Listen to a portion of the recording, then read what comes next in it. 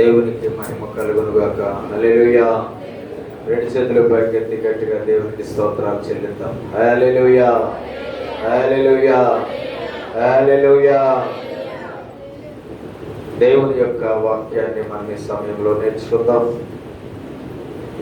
ప్రతి ఒక్కరము దేవుని యొక్క వాక్యాన్ని నేర్చుకుని దేవుని జ్ఞానం సంపాదించుకుందాం.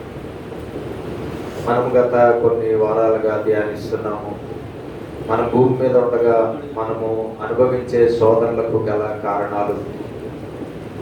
ఈ భూమి మీద ఉన్నంత కాలము మనము అనేకమైన శోధనల గుండా ప్రయాణం చేయవలసినటువంటి పరిస్థితి వస్తూ ఉంటుంది. దానికి కారణాలు మనం బైబిల్లో నుండి వెతుకుతున్నాం. కొన్ని కారణాలు మనం చూస్తాం. అవి ఏమిటి అంటే, మన పాపముల వలన మనము ఈ భూమి మీద అనేక శోధనలు, శ్రమలు అనుభవిస్తున్నాం. అలాగే మనుష్యుల వలన కూడా మనము అనేక రకాలైన శోధనలు, శ్రమలు ఎదుర్కోవలసి వస్తుంది. అలాగే దుష్టుడైన అపవాది, శోధకుడైన అపవాది దేవుని పిల్లలైనటువంటి మనలను అనేక శోధనలకు గురి చేస్తూ ఉంటున్నాడు. అనేక శ్రమల పాలు చేస్తూ వాడు ఆనందిస్తూ ఉంటాడు. ఈ విధంగా మనము కొన్ని కారణాలను వెతుకాం. మనము మరొక కారణాన్ని చూస్తే, మన స్వయంకృత అపరాధాల వలన కూడా మనము శోధనలు అనుభవించవలసినటువంటి పరిస్థితి వస్తూ ఉంటుంది. ఈ భూమి మీద ఉన్నప్పుడు మనము అనేక రకాలైనటువంటి స్వయంకృత అపరాధాలు చేయడం అనేది జరుగుతూ ఉంటుంది.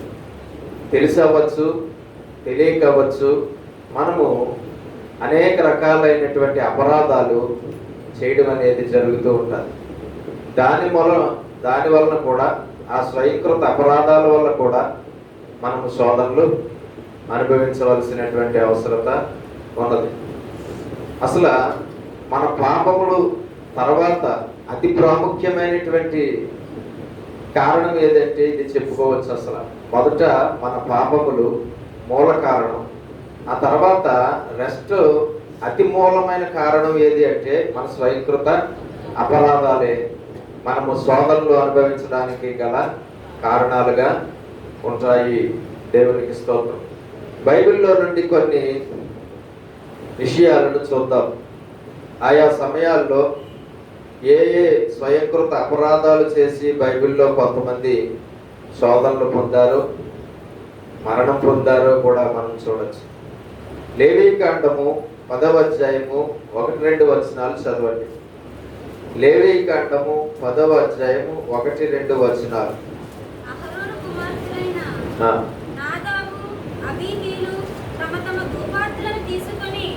వాటిలో నిప్పులుంచి వాటి మీద ధూపద్రవ్యము వేసి యెహోవా తమకు ఆజ్ఞాపింపని వేరొక అగ్నిని ఆయన సన్నిధికి తేగా యెహోవా సన్నిధి నుండి అగ్ని బయలుదేరి వారిని కాల్చివేసెను. దేవునికి స్తోత్రం కలుగునుగాక. లేవీకాండం 10వ అధ్యాయం 1-2 వచనాలు మనం చదివినప్పుడు అక్కడ ఒక విషయాన్ని మనం గమనించవచ్చు. అహరోను కొడుకులైనటువంటి నాదాబు, అబీహులు మరణించారు. వారు ఒక పొరపాటు చేశారు, ఒక తప్పు చేశారు. దానివల్ల వాళ్ళు మరణం పొందవలసి వచ్చింది. ఒక అపరాధము చేశారు.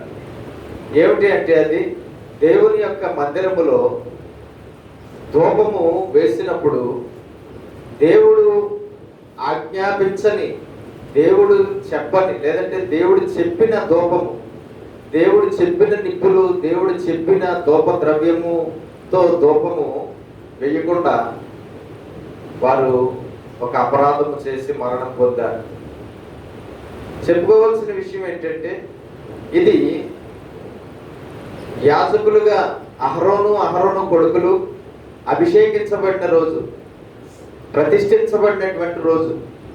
8వ అధ్యాయం చదివితే, 8వ అధ్యాయంలో అంతా చదివితే అహరోను కొడుకులను మోషే దేవుని యాజకులుగా అభిషేకించి దేవునికి యాజకులుగా వారిని ప్రతిష్ఠిస్తాడు. దేవుడు చెప్పిన విధంగా అహరోను సంతానము యాజకులు. కాబట్టి 8వ అధ్యాయము లేవి కాండంలో వారు దేవుని యాజకులుగా ప్రతిష్ఠించబడ్డారు. ఆ రోజే వారు బలి అర్పించి దేవునికి అభిషేకము చేసి దేవుడి చేత ప్రతిష్ఠించబడ్డారు, దేవుడికి ప్రతిష్ఠించబడ్డారు. దేవుడు చెప్పిన యాజక వస్త్రాలు వారు ధరించి దేవునికి వారు యాజకులుగా ప్రతిష్ఠించబడ్డారు. ఆ దినమే వారు ఒక అపరాధము చేశారు. రూల్ ప్రకారంగా దేవుడికి ధూపం ఎవరు వెయ్యాలంటే అహరోను వెయ్యాలి అని బైబిల్లో దేవుడు ఆజ్ఞాపించాడు. కానీ ఇక్కడ అహరోను కొడుకులు ధూపం వేయడానికి సిద్ధపడ్డారు. అహరోను ప్రధాన యాజకుడు, అహరోను కొడుకులు యాజకులు. ప్రధాన యాజకుడు పని యాజకులు చేయకూడదు, యాజకుల పని ప్రధాన యాజకుడు చేయకూడదు. దేవుని మందిరంలో ధూపం ఎవరిని వేయమన్నాడంటే అహరోను వెయ్యాలి అని ఖచ్చితమైన ఆజ్ఞ ఇచ్చాడు. ఒకసారి చూద్దాం మనం దేవుని వాక్యంలో. నిర్గమాకాండం 30వ అధ్యాయం 7వ వచనం. 30వ అధ్యాయము నిర్గమాకాండం 7వ వచనం. అహరోను ప్రతిదినము ప్రొద్దున దాని మీద పరిమళ ద్రవ్యముల ధూపము వేయవలెను.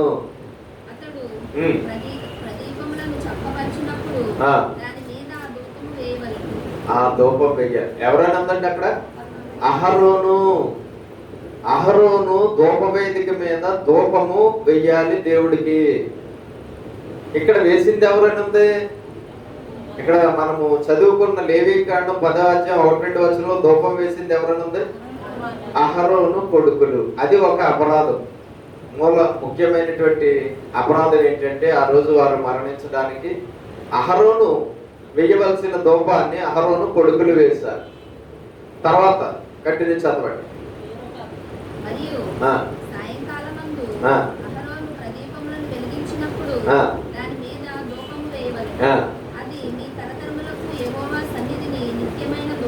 ఖచ్చితంగా అది తరతరాల యాజకులుగా ఉన్నవారు వారు ఆ ధూపం వేయాలి మందిరంలో రోజు.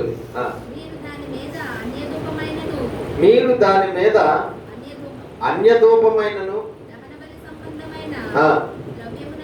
దహన బలి సంబంధమైన ద్రవ్యం అనగా దహన బలి అర్పించిన తర్వాత వచ్చే బూడిది, దహన బలి అర్పించిన తర్వాత కాలిపోయిన తర్వాత బూడిది మిగులుతుంది. ఆ బూడిదిని తీసుకొచ్చి మీరు ఏం చేయకూడదు? ఆ ధూప వేదిక మీద ధూప ద్రవ్యంగా మీరు వాడకూడదు. అంటే ధూపం వేసే పౌడర్, ధూపం వేసే పౌడర్.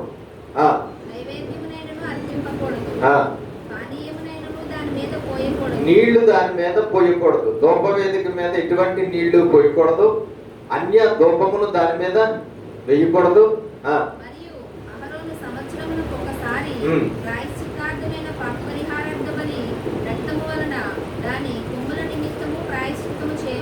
కాబట్టి దాని మీద ఎటువంటి ధూపం వెయ్యాలో, ఎటువంటి నిప్పులు వెయ్యాలో, ఎటువంటి ధూప ద్రవ్యం వెయ్యాలో, ఎవరు వెయ్యాలో చాలా ఖచ్చితంగా దేవుడు చెప్పాడు. అహరోను వెయ్యాలి ధూపం. రెండోది, ఆ ధూప వేదిక మీద ధూపం వేయడానికి నిప్పులు కావాలి. ఆ నిప్పులు ఎక్కడి నుంచి తీసుకోవాలి? యాజకుడు బలిపీఠం మీద, బయట ఇత్తడి బలిపీఠం ఉంది. ఆ ఇత్తడి బలిపీఠం మీద ఎప్పుడు దహన బలులు అర్పించబడుతూ ఉంటాయి. ఆ ఇత్తడి బలిపీఠం మీద ఎప్పుడు నిప్పులు కాలుతూనే ఉంటాయి. ఆ నిప్పులు కాలుతూ ఉన్నటువంటి ఆ నిప్పులు తీసుకొచ్చి ఈ ధూపవేదిక మీద ముందు ఆ నిప్పులు పెట్టి, ఆ నిప్పుల మీద పరిమళ ధూప ద్రవ్యం, కొన్ని రకాలైన మెటీరియల్తో, పరిమళ సువాసన వచ్చే మెటీరియల్స్ తో ఆ ధూప ద్రవ్యాన్ని, పౌడర్ని తయారు చేయాలని చెప్పాడు.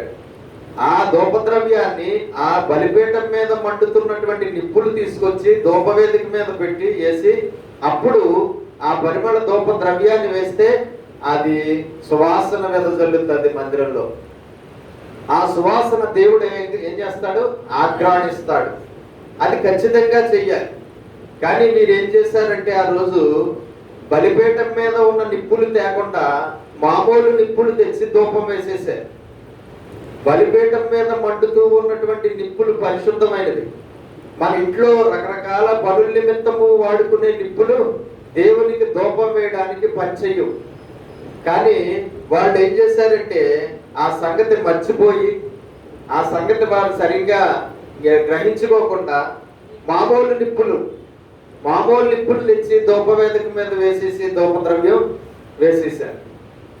ఎప్పుడైతే ఆ మామూలు నిప్పులు తీసుకొచ్చి అందు మీద ధూపద్రవ్యం వేసి ధూపం వేశారో, దేవుడు అగ్ని ఆకాశం నుండి కురిసి మందిరంలోనే వారిద్దరూ చచ్చిపోయారు. చూడండి ఒకసారి దేవుని వాక్యంలో లేవీకాండం 16వ అధ్యాయం 12వ వచనం.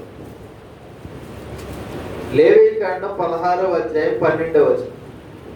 యెహోవా సన్నిధినున్న ధూపపీఠం మీద నుండి ధూపార్తులు నిప్పులను, చూడండి జాగ్రత్తగా చదవండి. యెహోవా సన్నిధిలో ఉన్న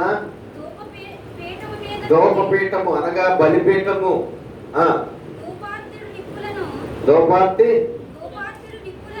ధూపార్తుడు నిప్పులను అంటే బలిపీఠం మీద ఉన్నటువంటి ఆ నిప్పులను తీసుకొచ్చి తన పిడికిళ్లతో పరిమళ ధూప ద్రవ్యాన్ని పౌడర్ గా తయారు చేసిన, ధూపం వేయడానికి తయారు చేసిన పౌడర్ ని ఒక పిడికిడితో తీసుకోవాలంట. ఎవరు? యాజకుడు అహరోను. అలాగే బలిపీఠం మీద ఉన్నటువంటి ఆ నిప్పులను, కాలుతూ ఉన్నటువంటి నిప్పులను ఒక పాత్రలోనికి తీసుకుని అవి ఓ చేత్తోను తీసుకొచ్చి ఆ నిప్పులేమో ధూపవేదిక మీద లోపలికి వచ్చి ఆ నిప్పులు ధూపవేదిక మీద వేసి ఈ పరిమళ ధూప ద్రవ్యాన్ని అలాగా ఆ నిప్పుల మీద వేస్తే వెంటనే అది గొప్ప పొగ, గొప్ప సువాసన వచ్చి మందిరం అంతా, అతి పరిశుద్ధ స్థలం అంతా కూడా ధూపంతో నిండుతుంది. ఆ ధూపం ఎప్పుడైతే అలా వేయబడతాదో ఆ ధూపాన్ని దేవుడు ఆగ్రహిస్తాడు. అది ఆ యాజకుడు చెయ్యాలి. తెచ్చి తాను చావకుండునట్లు. ఇందులో ఎక్కడ తేడా వచ్చినా చచ్చిపోతాడు యాజకుడు. అది చాలా క్లియర్ గా చెప్పాడు దేవుడు. ఏ మాత్రం తేడా రాకూడదు. నిప్పులు అవే వాడాలి, ధూపద్రవ్యం ఇదే వాడాలి, వేయవలసిన వాడు అహరోనే ఉండాలి. కానీ మూడు జరగలేదు.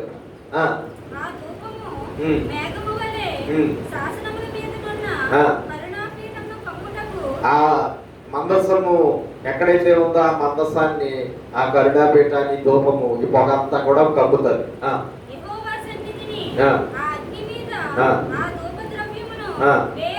వేయవలెను. ఇది చాలా ఖచ్చితమైనటువంటి షరతులతో వారికి ఇచ్చాడు.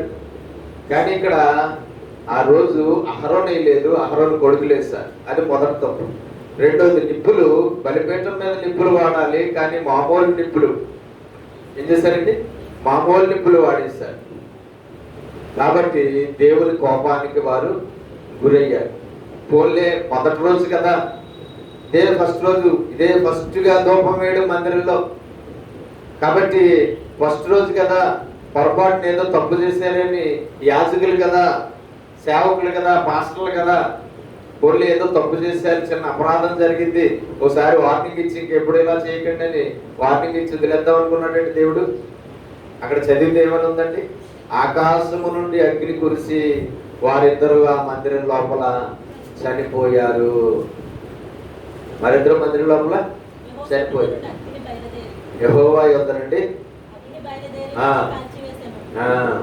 దేవునికి స్తోత్రం.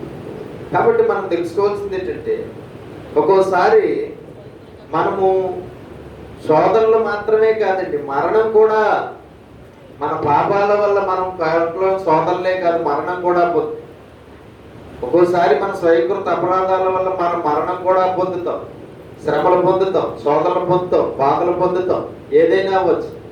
అక్కడ చేసిన పనిని బట్టి ఏది రావాలన్నది డిసైడ్ చేసేది ఏది అంటే ఆ వ్యక్తి చేసిన పని, ఆ వ్యక్తి చేసిన పాపం, ఆ వ్యక్తి చేసిన అపరాధం.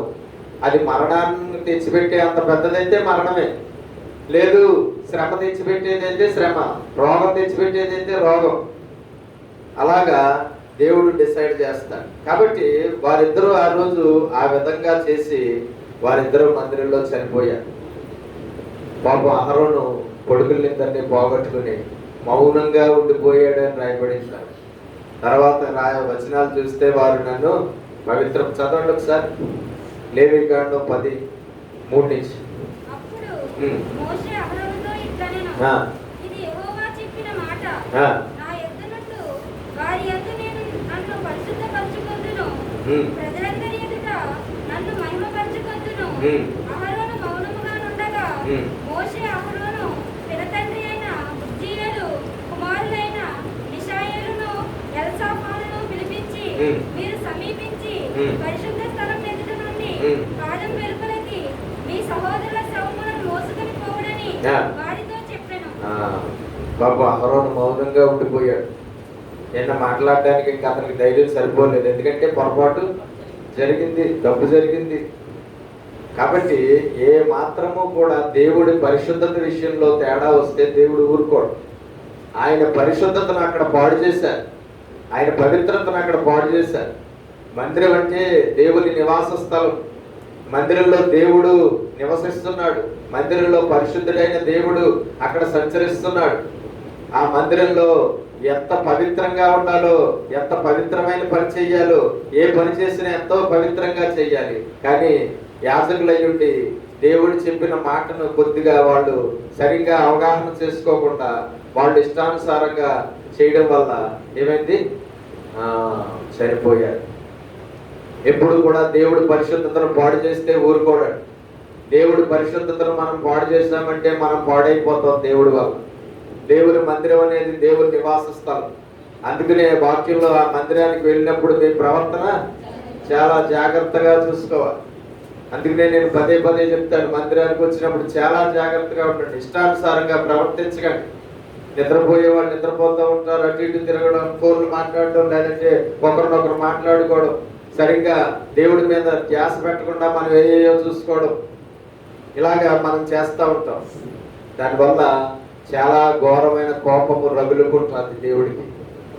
ఎందుకంటే ఆ దేవుని నివాస స్థలంలో ఉన్న నీవు చాలా జాగ్రత్తగా ఉండి దేవుడిని సేవించాలి.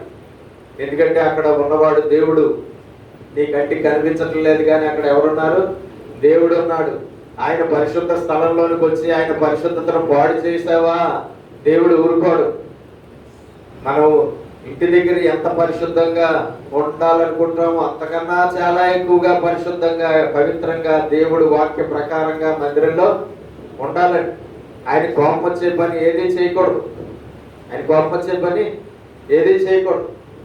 కొంతమంది సెల్ ఫోన్లు చూసుకుని ఆ గేమ్స్ అవి చూసుకుంటూ ఉంటారు, వాట్సాప్లో అవి చూసుకుంటూ ఉంటారు, యవనస్తులు, పురుషులు ఇలాంటి వారు.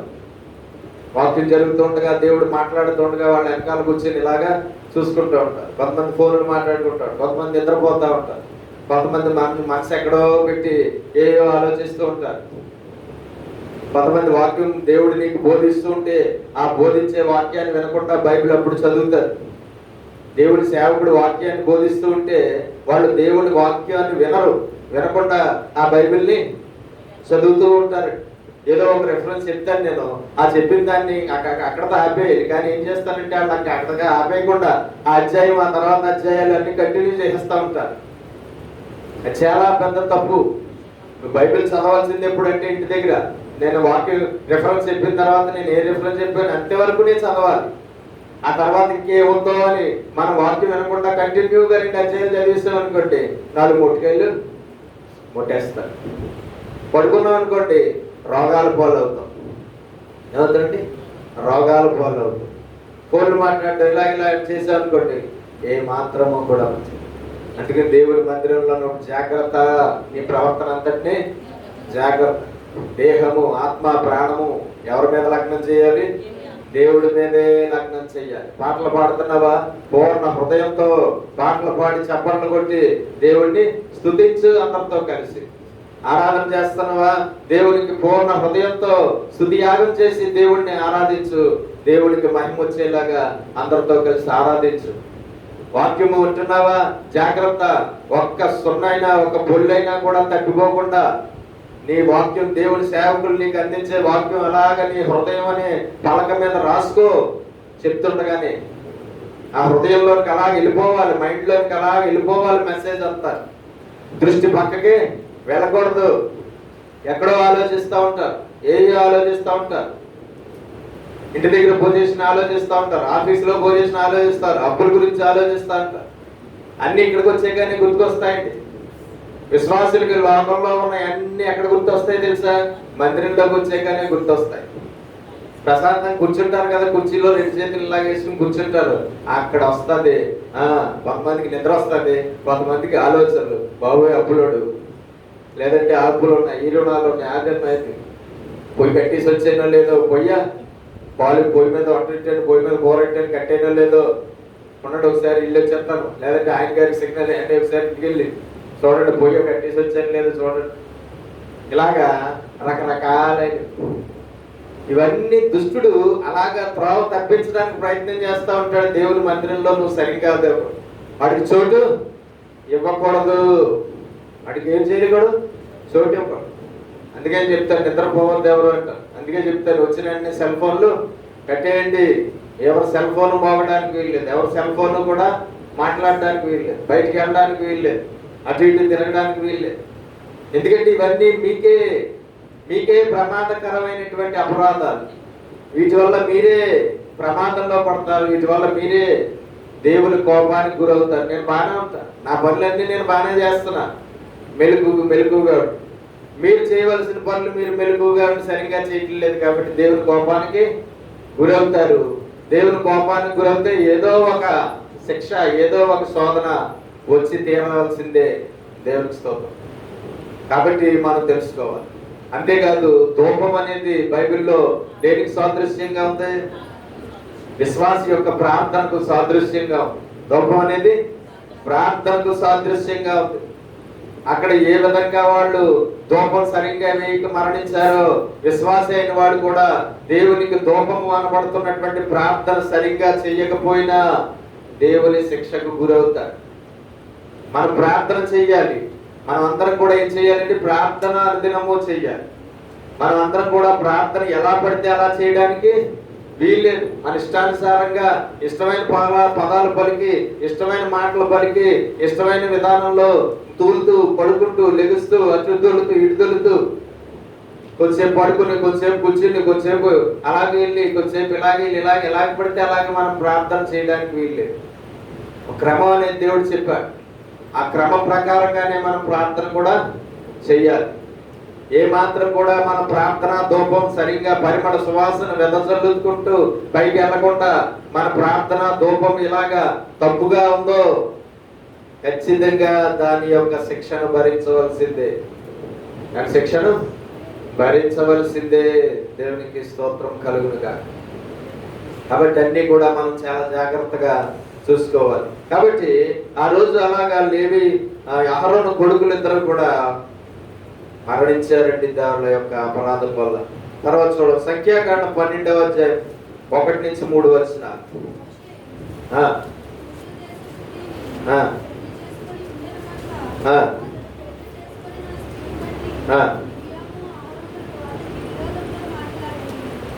దేవునికి స్తోత్రం కలుగునుగా.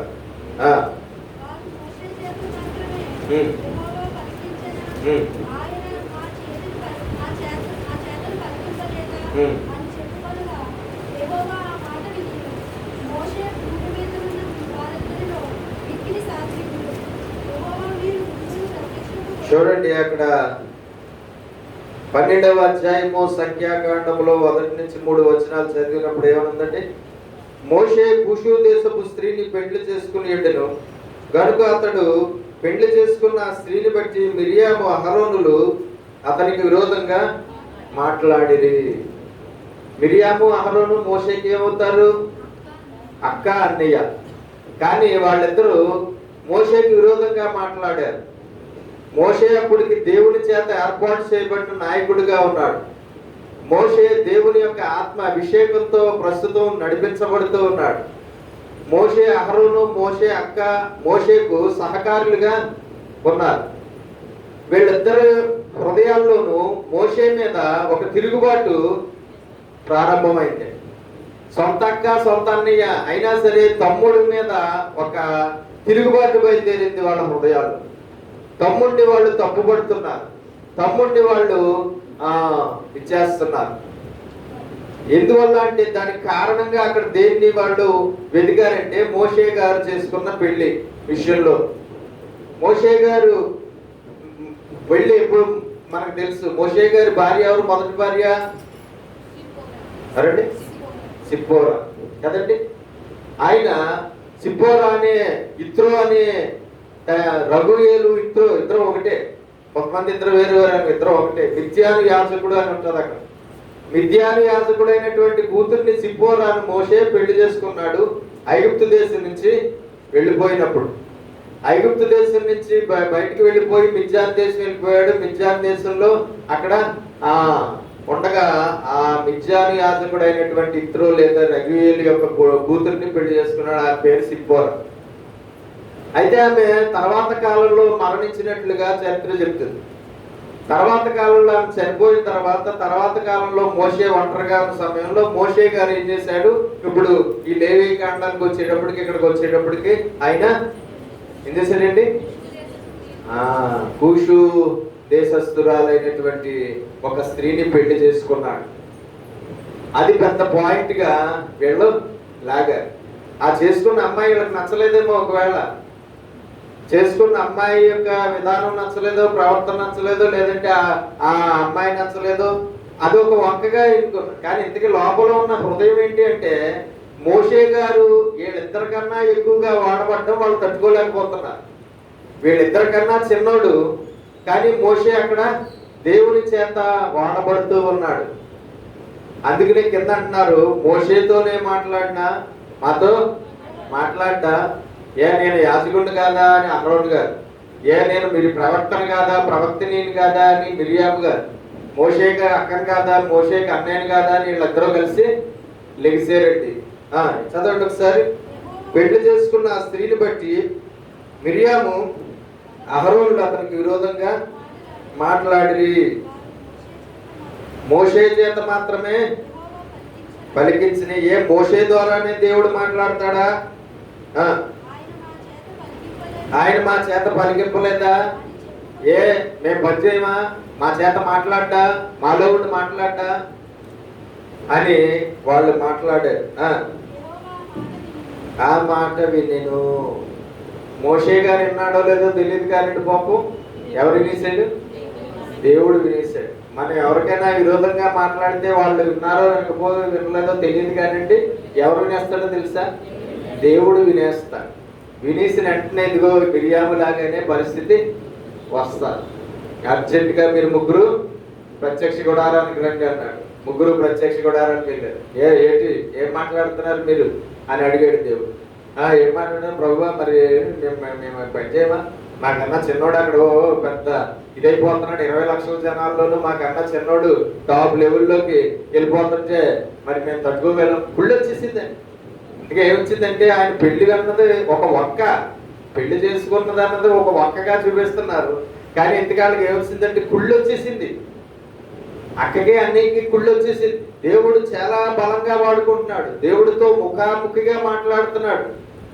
దేవుడు సూటిగా మాట్లాడుతున్నాడు. ఏం చెయ్యాలన్నా దేవుడు మోషేకి చెప్తున్నాడు, మోషే గారు వీళ్ళకి చెప్తున్నారు. మోషే లేకుండా అక్కడ దేవుడి సందేశాలు, దేవుడి పనులు, దేవుడి కార్యాలు ఏమీ జరగటం లేదు.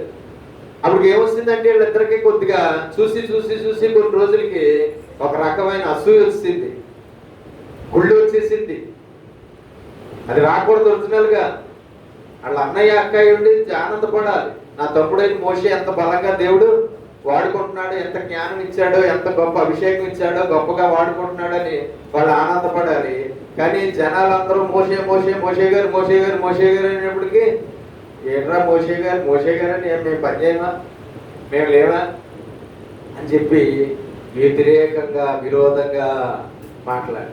అది డైరెక్ట్గా నువ్వు ఇలాగ ఎదైపోతున్నావు అని డైరెక్ట్గా అనలేరు కదండి. మరి దానికి వంకగా దేన్ని నెట్టారు? ఆయన పెళ్లి చేసుకున్నాడు. ఒక పెళ్లి కుషు దేశస్తురాలు పెళ్లి చేసుకున్నాడు. మిరియాము చనిపోయిందని చరిత్ర చెప్తుంది. ఆ తర్వాత ఆయన కుషు దేశస్తురాలైనటువంటి ఒక స్త్రీని ఆయన పెళ్లి చేసుకున్నాడు. ఆ తర్వాత ఆమెతో ఆయన ఉన్నాడు. అదిగో అలాగా అని చెప్పి స్టార్ట్ చేశారు. అది వాళ్ళు చేసిన స్వయంకృత అపరాధము.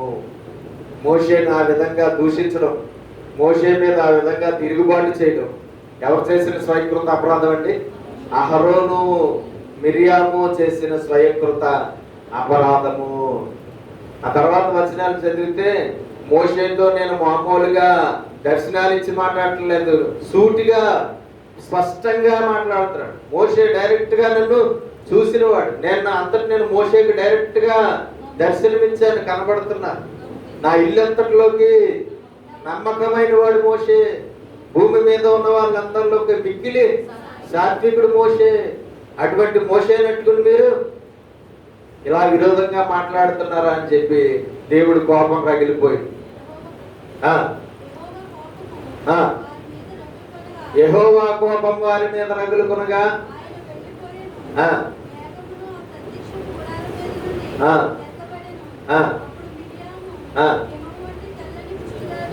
మిరియాము హిమము వంటి తెల్లని కుష్ఠరోగం వచ్చేసిందండి. వెంటనే ఆమె చేసిన స్వయంకృత అపరాధానికి దేవుడు విధించిన శిక్ష ఏమిటి అంటే కుష్ఠరోగం పాలైపోయింది. అప్పటికప్పుడే కుష్ఠరోగం వచ్చేసింది.